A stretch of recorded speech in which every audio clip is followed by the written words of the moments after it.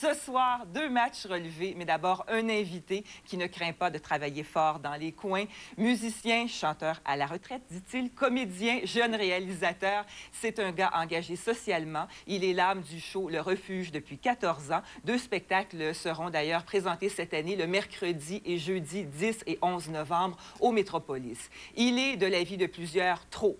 Trop grande gueule, trop excessif, trop engagé, trop enragé, trop franc, vrai. C'est pour ça qu'on l'aime. Voici Dan Bigra.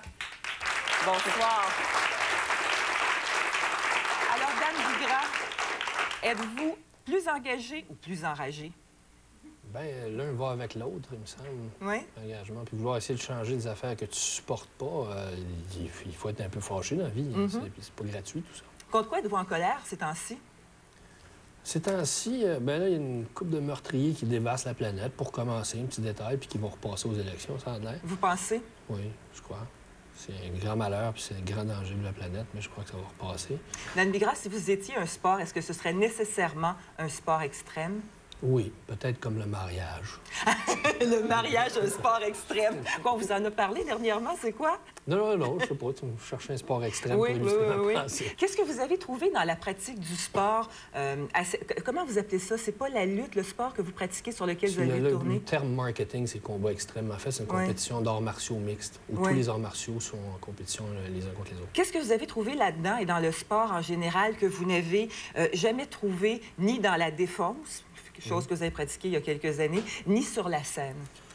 Dans le combat physique, moi, j'ai trouvé, parce qu'il faut, pour faire ces choses-là, il faut que tu ailles faire un voyage dans ta rage, parce que tu peux pas te battre enragé, ça n'existe pas. Et je suggérais à une couple de psy de faire ce voyage-là. Donc, moi, dans le combat, j'ai trouvé la paix, pour commencer. Et dans le sport, contrairement à ce que les gens croient, j'ai pas trouvé un remplacement de la dope. Je crois que quand j'étais jeune, dans la dope, j'ai trouvé un remplacement du sport. Ça s'est passé comme ça. Vous êtes engagé, donc, depuis 14 ans, je le disais tout à l'heure, pour le Refuge des jeunes qui est de Montréal, qui est un centre une maison qui vient en aide aux jeunes sans-abri et jeunes hommes sans-abri de 18 à 24 ans environ. Vous êtes engagé dans d'autres causes, vous avez marché contre la guerre, etc. Mais pourquoi ça? Pourquoi cette fidélité, vous dites, jusqu'à la mort? Pourquoi la maison des jeunes particulièrement, le Refuge des jeunes? Moi, je pense que, d'abord, c'est important d'être utile sur la Terre. Puis je pense que tu peux être utile. Pour être utile, il faut que tu sois touché. Mais pourquoi vous avez été touché particulièrement par eux? Écoute, je sais pas, bien des raisons. Peut-être moi et Marie quand j'étais jeune, mais encore là, je ne suis pas senti très marqué. Peut-être, je te dirais peut-être le décès de mon frère, mon petit frère, quand j'étais jeune. On l'a retrouvé dans un fossé, mais c'était pas un jeune de rue, mon frère.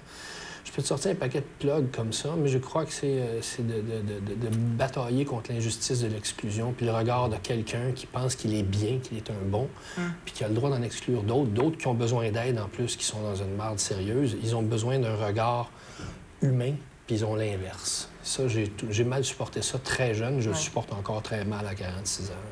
Si vous étiez un électeur américain, comment vous sentiriez-vous en ce moment? Non, marde. Des deux côtés? Bien, t'as pas le choix. Quelque part, les deux représentent des grosses compagnies. Il faut pas penser qu'il va y avoir un miracle chez Kerry, mais vraiment, du côté de Bush, on a assisté à une espèce de hold-up d'un processus théoriquement démocratique. Quoique démocratique, la démocratie, c'est pas choisir entre deux personnes. C'est censé aller un peu plus loin que ça. Mais là, on a assisté vraiment à un hold-up de gens de compagnie qui font des grosses affaires, puis qui terrorisent tout le monde, puis qui massacrent tout le monde, et c'est pas prêt de finir. Au nom d'ailleurs de principes très moraux. Ce sont des gens qui prient beaucoup. Oui, on est vraiment dans la morale. Mes chums à moi qui ont une vie religieuse ne prient pas pour tuer des gens.